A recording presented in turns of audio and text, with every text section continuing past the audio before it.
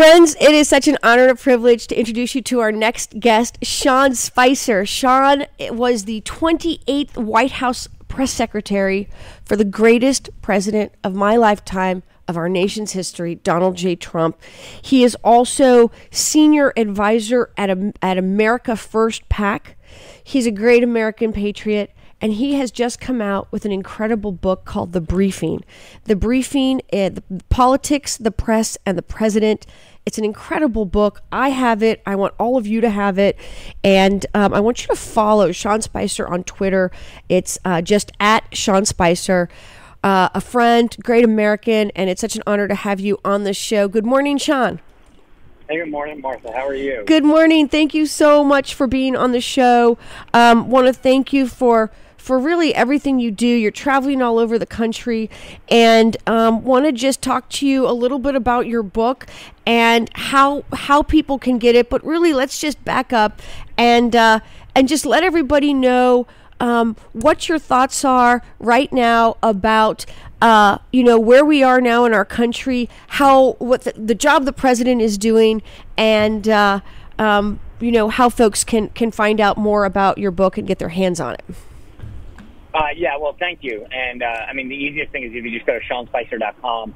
All things me are there. The book, all the Twitter and Facebook, Instagram, Facebook, all that stuff is on there.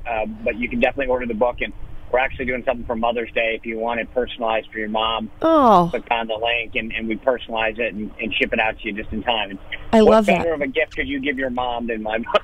That's exactly right. I want everybody's mom to have Sean Spicer's book. Yeah. So, look, I part of the reason that I think we're living in very unique times. And yes. We're seeing a president get things done. We're seeing a campaign that was non-traditional yet highly successful. And I think part of this is that there's a suspension of belief that has to happen. We've seen a media that consistently says you can't do things that way. He won't succeed. That's right. Things have to be run the traditional way. And the president, both in terms of being a candidate and now as the president, has shown that he will break the mold. He will break glass. He will do things his way, disrupt the status quo, and get things done. Well, you're absolutely right. And here we have a president, promises made, promises delivered, time and time again. He's doing exactly what he said he was going to do. Unemployment rate numbers are at all-time low. The stock market, the economy is booming. America's open for business. And yet, every single day, there's this relentless pursuit to take our president, to attempt to discredit our president and take him down. $35 million, as you know, of our hard-earned tax-paying dollars went for this Mueller investigation. The report's going to be released tomorrow. It's going to be a nothing burger. Will they be held accountable? Well, I'm sorry. Who will be held accountable? Will Mueller be held accountable? Will those that went after this witch hunt that caused all of this effort and time for this investigation, will they be held accountable? Well, look, let's take it backwards for a moment. Mueller at the end of the day did his job. He was appointed by the Attorney General to do a job, and I think, frankly, he did it. Which he came out and said, "I've looked at 2,800 witnesses." Or I've issued 2,800 subpoenas. I've looked at 500 witnesses, countless documents, and there's no collusion. So right. I actually think that Mueller did his job. I think it's other folks, and you date back to how this all began, which is an unverified kind of ridiculous dossier that was paid for by the DNC. Right. And you have to sort of ask yourself, who used that as the underlying premise for getting a FISA warrant, starting this whole thing. And that's where I think the focus should be. But Martha, I'm going to be a little contrarian here, which is that I agree with the president in the sense that I think that we need to figure out how this happened to prevent it from happening to any other American again. The president obviously has the resources and the means to fight back, like most of us can't. Yes. And so we need to be careful that our fellow man, our fellow citizen, doesn't have this happen. But when it comes to this election, I think that the big thing isn't focusing on the past and what's happening. The president. And you mentioned a bunch of the things that he's gotten done.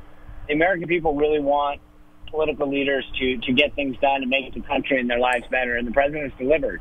And we should really be focused on those kind of things because those policies are moving the country forward. and making people's lives better. And I think that really draws the contrast that we're going to see in this upcoming election.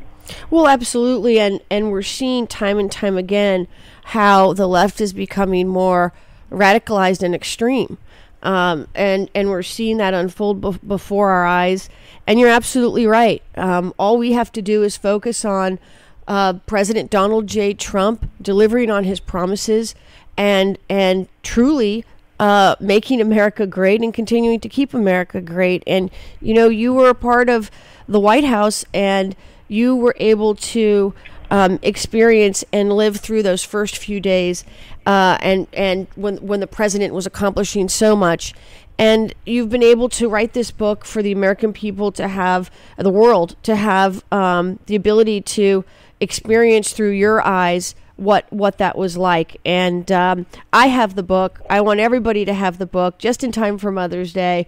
And folks can get their hands on it at SeanSpicer.com. Follow Sean on Twitter at Sean Spicer. I know you've got a plane to catch. Sean, thank you so much. And thank you for everything you do. Hey, Mark. Thanks for having me on. Have a great week. Great. Thank you.